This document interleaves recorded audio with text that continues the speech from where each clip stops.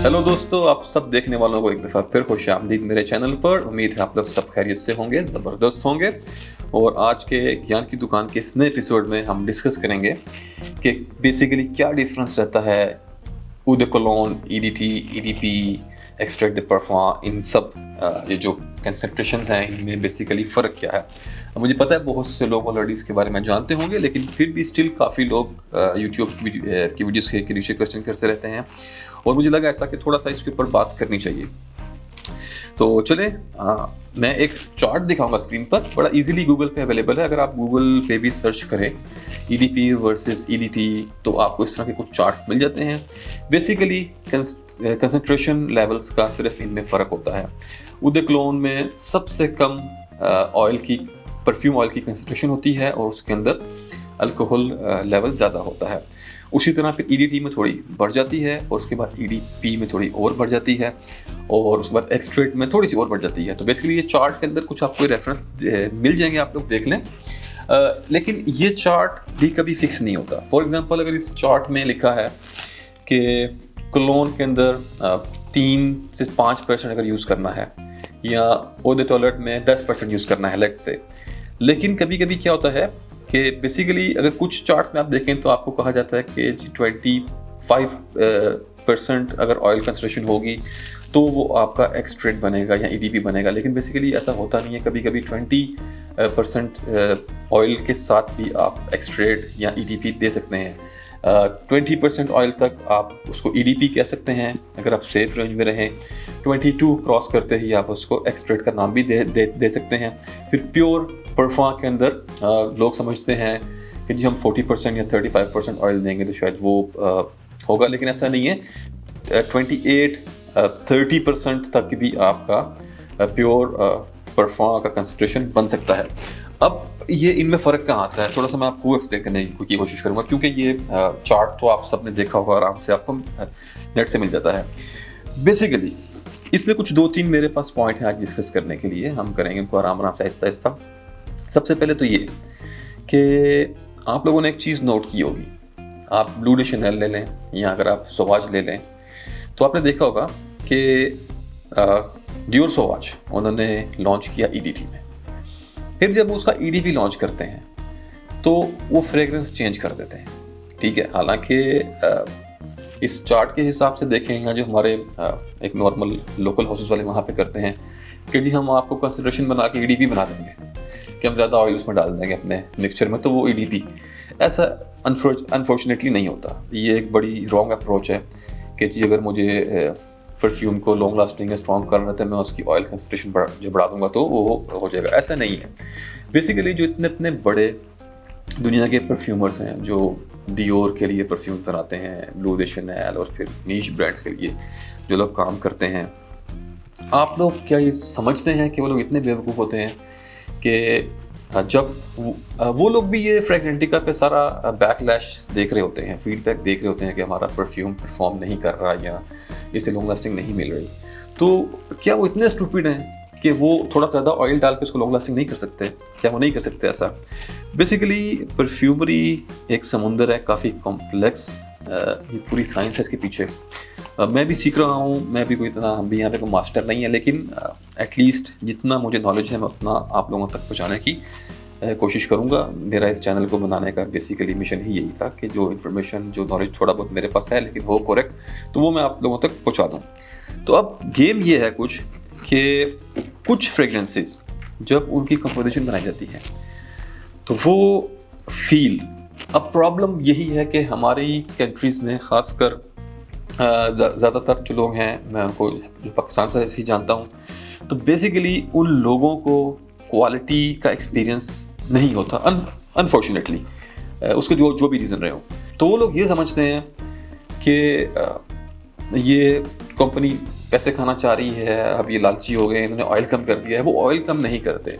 असल में जो चीज़ मैटर करती है वो ये कि जब एक खुशबू की कंपोजिशन बनाई जाती है, एक परफ्यूमर एक खुशबू की कंपोजिशन बनाता है तो उसकी वो फील जो वो लॉक करता है, अब ये फील पकड़ना बदकिस्मती से कि हमारे लोगों को कैच नहीं कर पाते। इसीलिए जब भी कोई अच्छा परफ्यूम, कोई महंगा जो है परफ्यूम लोगों को ट्राई करने के लिए मिलता है तो मैं अक्सर लोगों से इस टाइप का फीडबैक लेना पसंद करता हूँ कि यार आपने फलाना एक अच्छा महंगा परफ्यूम आपने स्मेल किया था, आप मुझे उसकी फ़ील बताएँ कि आपको उसमें एक फ़ील कैसी आई? आपको एक रिच फ़ील आई, अच्छी फ़ील आई?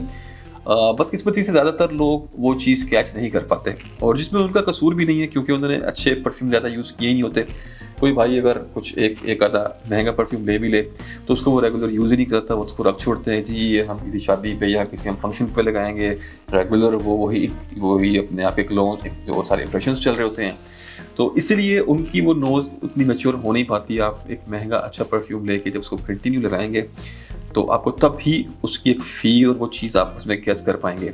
अब लोग एक दिन यूज़ करके परफ्यूम तो उसके ऊपर वो अपना रिव्यू भी दे देते हैं, फीडबैक भी जो लिख देते हैं कि जी हमने आज टेस्ट किया, हमें तो ये ऐसा लगा, बेकार है या अच्छा है। 1 दिन के अंदर या 2 दिन के अंदर आपको कोई भी फ्रेग्रेंस अपना आप उसको गेस नहीं कर सकते। और ख़ासकर जब आपने परफ्यूम की क्वालिटी या उसकी फ़ील अगर आपने कैच करनी हो, तो उसके लिए आपको अच्छे महँगे परफ्यूम, एक परफ्यूम कम से कम आपको 2-3 हफ़्ते, महीना उसको लगाएँगे, आपकी नोज़ उससे यूज़्ड टू होगी। फिर जब आप किसी बुरे परफ्यूम पे जाएँगे तो आप कैच कर पाएँगे कि यार ये सस्ता वाला जो था, इसमें और उसमें ये फ़र्क था। तो उसका एक बड़ा एक आपको एक्सरसाइज़ मैं आपको देता हूँ कि आप एक महँगा परफ्यूम खरीदें और उसका आप एक कोई सस्ता इंप्रेशन खरीद लें और फिर आप उसको महँगे वाले को 1 मंथ यूज़ करें और उसके बाद आप उसका इंप्रेशन लगाएं। पहले आप 2 हफ्ते इंप्रेशन यूज़ करें, जब आपकी नोज़ उससे यूज़ टू हो जाए, आपको पसंद आ रहा है, फिर आप महँगा वाला लगाना शुरू करें, ओरिजिनल वाला। उसको लगाने के बाद जब आप वापस इस पे आएँगे बुरे वाले पे, तो आपकी नोज़ आपको एकदम बताएगी कि नहीं यार ये it's something bad, something horrible. तो इस तरह से तो बेसिकली क्या होता है कि उस परफ्यूमर के लिए बड़ा आसान होता है कि वो ऑयल लेवल बढ़ा के और आपको दे दे कि ले जी अब ये ईडीपी बन गया। लेकिन नहीं, ऐसा होता नहीं है। बेसिकली जब वो ईडीपी लॉन्च करते हैं तो उनको उस कंपोजिशन को उस तरीके से चेंज करना पड़ता है कि वो थोड़ी पहले से स्ट्रॉन्ग बने।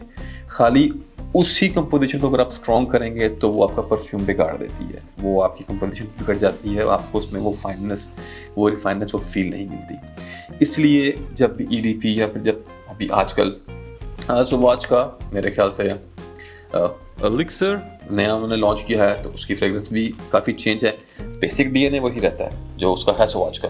एक आम आदमी को अगर आप ईडीपी सारे उसको जो है स्मेल करवाएं तो उसको सब तकरीबन एक जैसे ही लगेंगे, लेकिन वो डिफरेंस होता है। वो डिफरेंस इसीलिए होता है क्योंकि ईडीटी की जो कंपोजिशन है उसको वो उसी को एज इट इज़ स्ट्रॉन्ग नहीं कर सकते। उसको स्ट्रॉन्ग करेंगे तो वो उनका बैलेंस बिगड़ जाएगा, आपको वो फाइननेस, वो रिफाइननेस की फील जो अच्छे यूज़ करने वाले लोग हैं, अच्छे परफ्यूम, उनको वो फील नहीं आएगी। तो इसलिए वो हमेशा परफ्यूम्स चेंज करते हैं।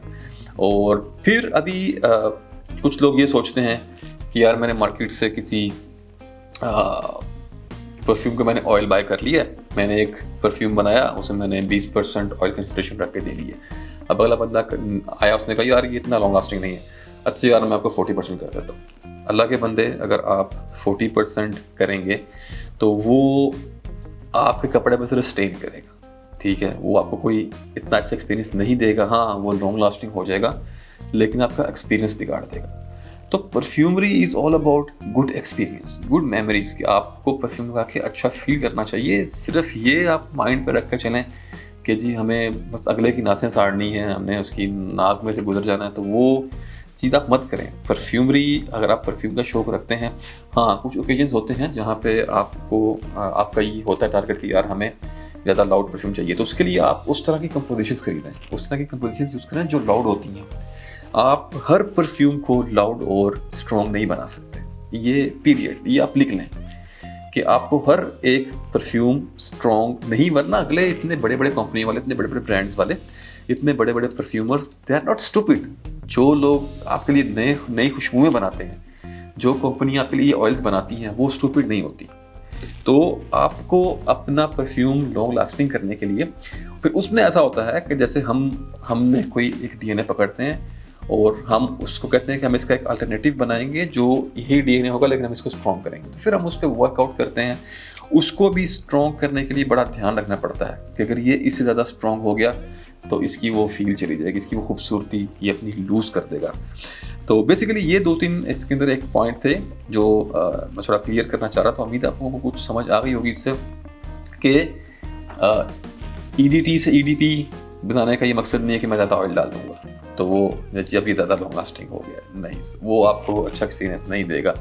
और अक्सर क्या होता है कि लोग समझते हैं कि जी एक्सट्रेट दे परफॉर्म होगा तो ये ज़्यादा लॉन्ग लास्टिंग होगा, ऐसा भी नहीं होता।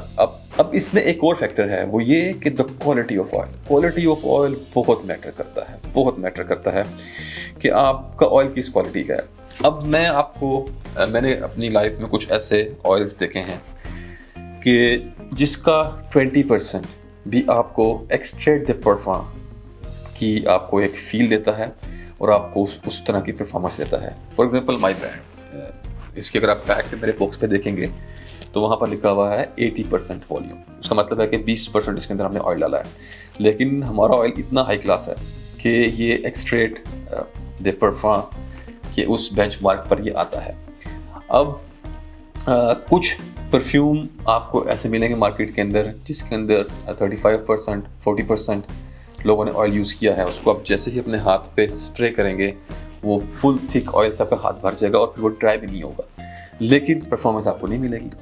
तो अब उसमें यही कहानी है कि वो ऑयल बहुत ज़्यादा डालने से वो आपका परफ्यूम उतना ज़्यादा प्रोजेक्ट या उतना ज़्यादा लॉन्ग लास्टिंग नहीं होगा, क्योंकि वो ऑयल की क्वालिटी आपकी हल्की है। तो ऑयल की क्वालिटी मैटर्स और उसके बाद कंपोजिशन मैटर्स। कौन सी कंपोजिशन कितने परसेंटेज ऑफ ऑयल में रहते हुए एक परफ्यूमर ने डिज़ाइन की है, ये पूरी गेम होती है। तो आपको कभी भी क्यों अगर बेवकूफ़ बनाने की कोशिश करें फ्यूचर में कि जी मैं आपको लॉन्ग लास्टिंग कर दूंगा और मैं आपको 30% ऑयल डाल दूंगा तो उससे ये हो जाएगा, तो आप उसके उस झांसे में मत आएँ। Try to find refineness of the perfumes, और उसके लिए मैंने आपको एक फार्मूला बताया कि अच्छे परफ्यूम्स यूज़ करें। आप ज़्यादा नहीं कर सकते, डिकेंट्स लेके करें, और अगर आपकी पॉकेट आपको इजाज़त नहीं दे रही तो बिल्कुल मत करें।